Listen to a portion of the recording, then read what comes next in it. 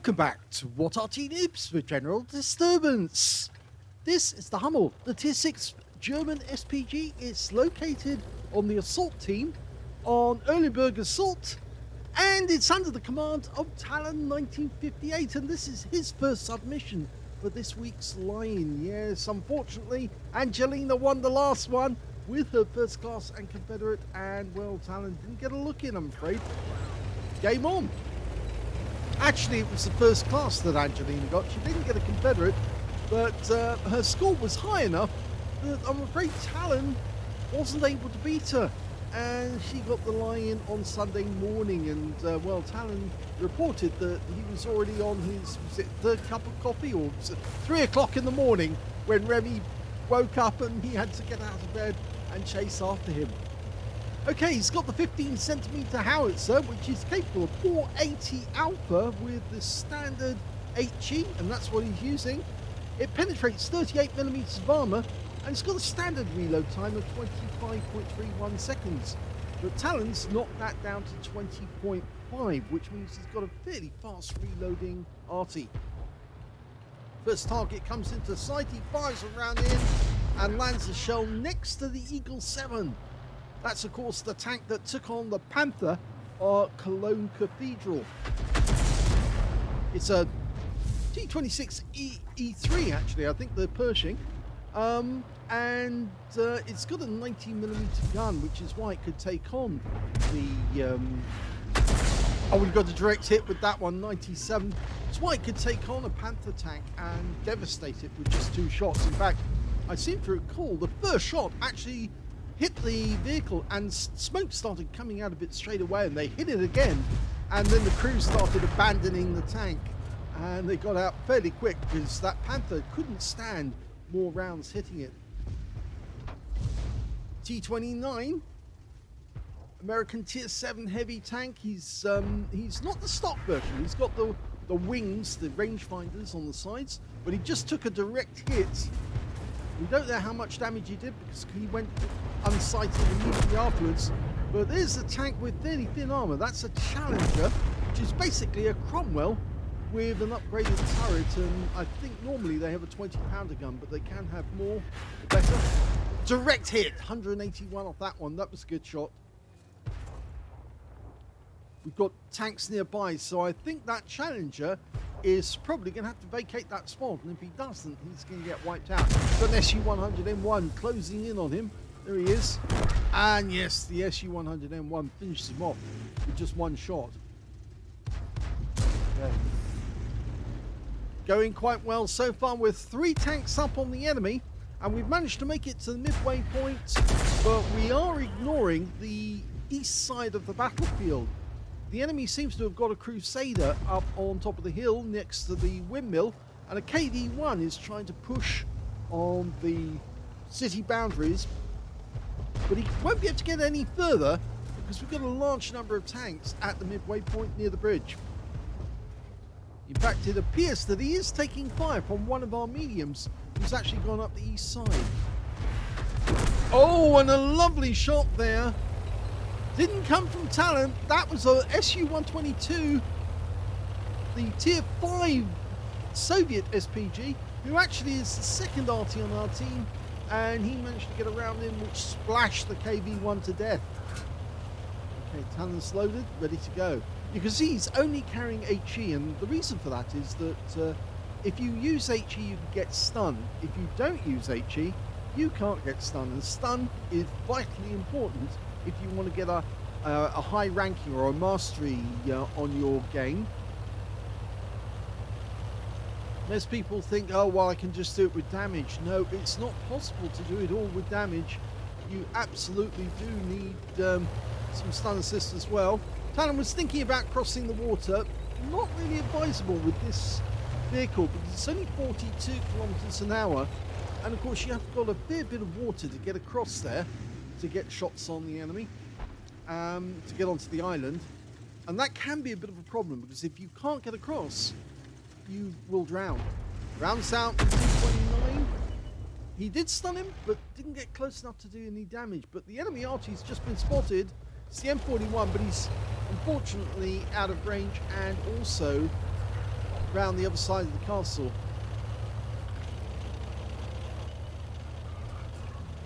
They've just loaded. Now there are enemy fairly close by in the town centre. Talon's going to have a go. Looks like he's going to go after the T-29 first, who's running towards the town. Lined up and rounds out. Direct hit, 134. Nice shot. Right onto the turret. T-29 obviously can't see Talon, so he's not going to try and attack him. And I think he's more inclined to try and get behind some cover to protect him. But of course, there's not many places around there you can get into cover for.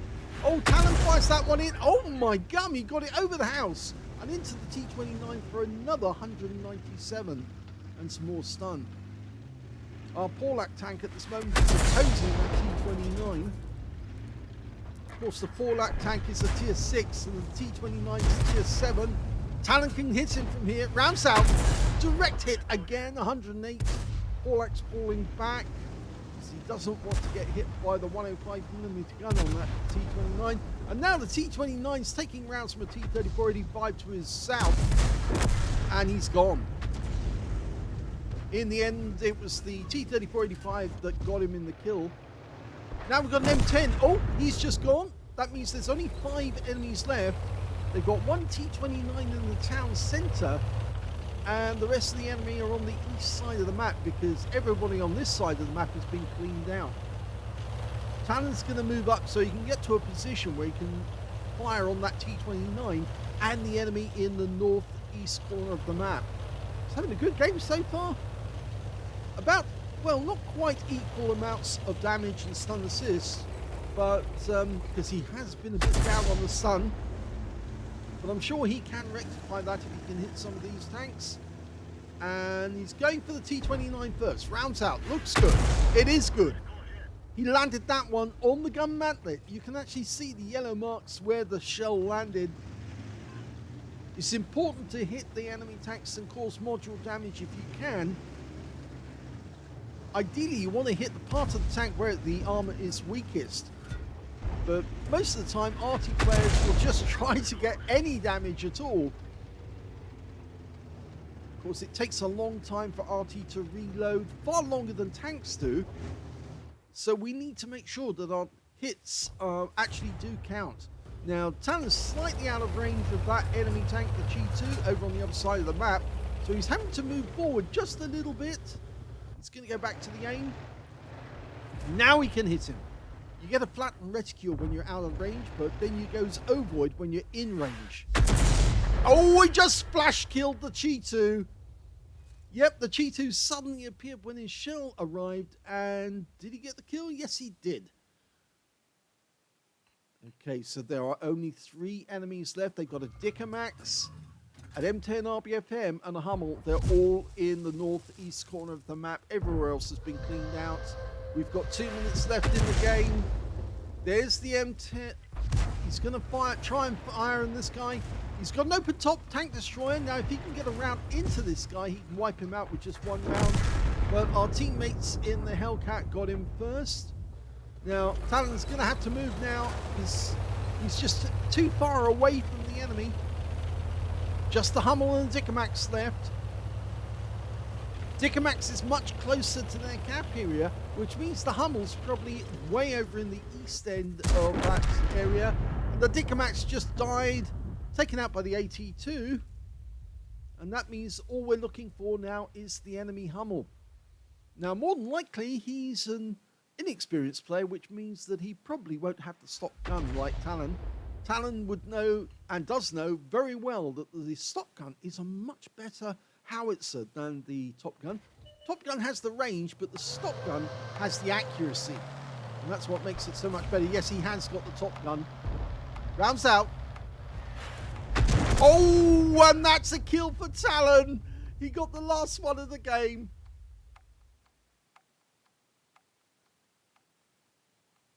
Here's the end of battle results, and Talon managed a first-class tanker in that game on the Erlenberg map. He got the Bruiser medal for getting at least 5 critical hits. He got 11 in total.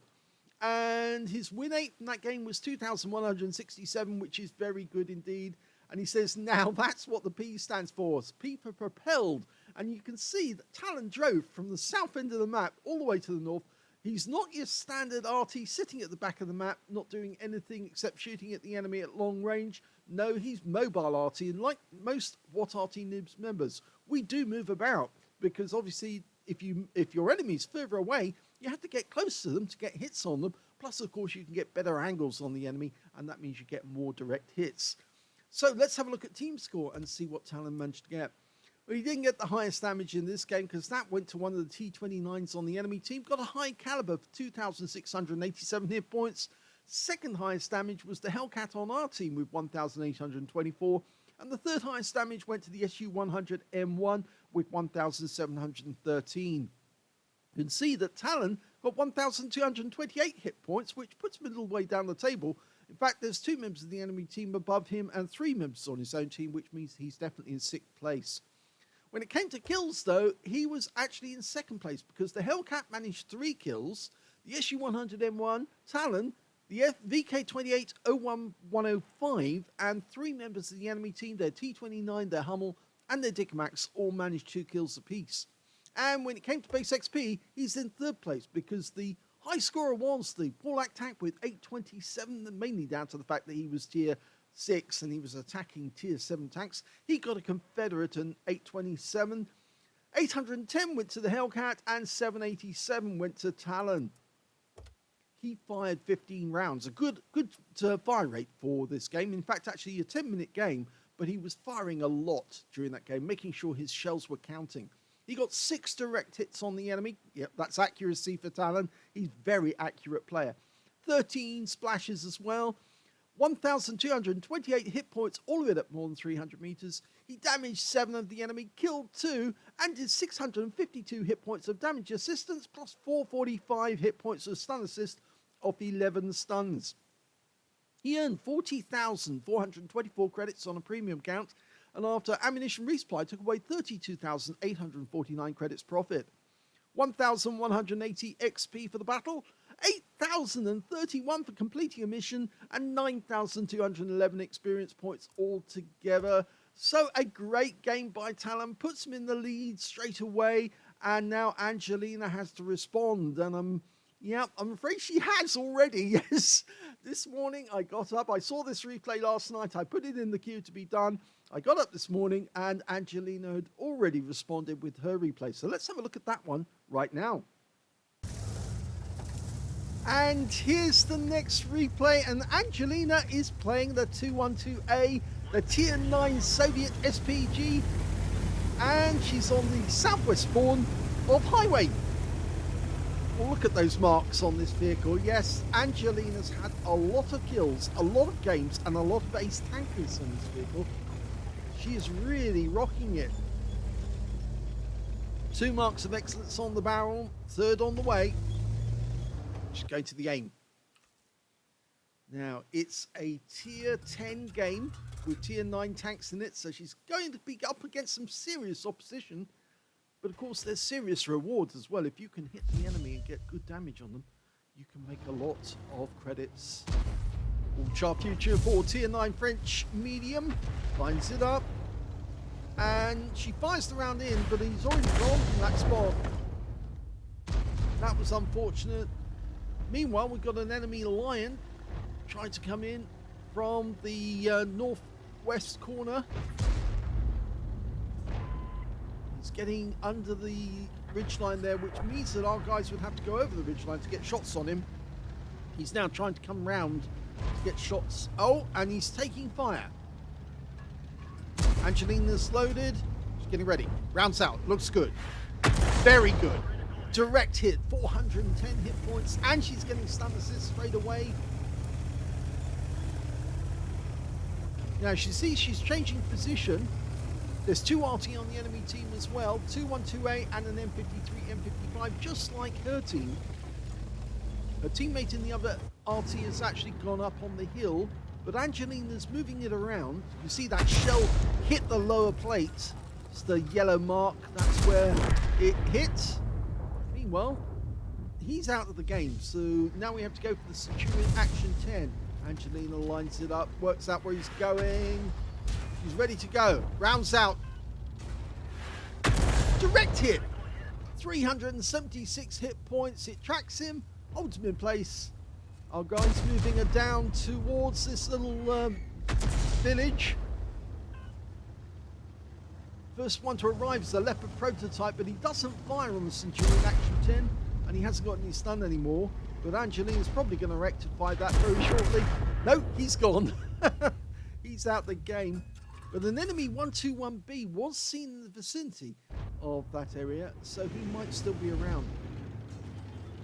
Towards the town, or the city I should say, we've actually got a number of enemy tanks, and Angelina has to pick and choose which one she's going to go for. AMX-M451, she fires. Direct hit! In fact, 453 hit points from that shot alone. So she's over 1,000 hit points now. She's up to 1,240, 1,239. Changing position again to avoid counter battery. It's a very wise move. You don't have to move that much, but by the time you've moved, you will have reloaded, and then you can get ready to shoot again. Okay, AMX-M451, she'll splash him if it lands near him. He got warning and he pulled back straight away. He didn't want to get hit. That player has obviously got the Arty warning notification. He's got the crew skill to get warning if a shell's inbound. If you haven't got that skill, all you get is a rumbling noise in the distance, and then all of a sudden the shell appears out of nowhere. If you do have it, you get an alert which tells you the shell is inbound. Rounds out the 705. Direct hit! 248 from that one. That one went straight past the side of the building. I reckon there must have been inches between the building and that shell as it impacted on the 705. She's looking around for her next target. The 705's trying to hide from her. Now, it sometimes helps to go to the overhead view to see exactly where the enemy tank is.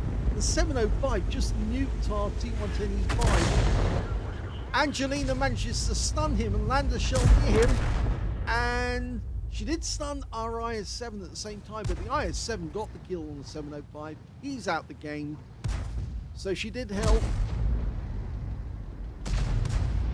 The M451, it looks to me like he's trying to escape.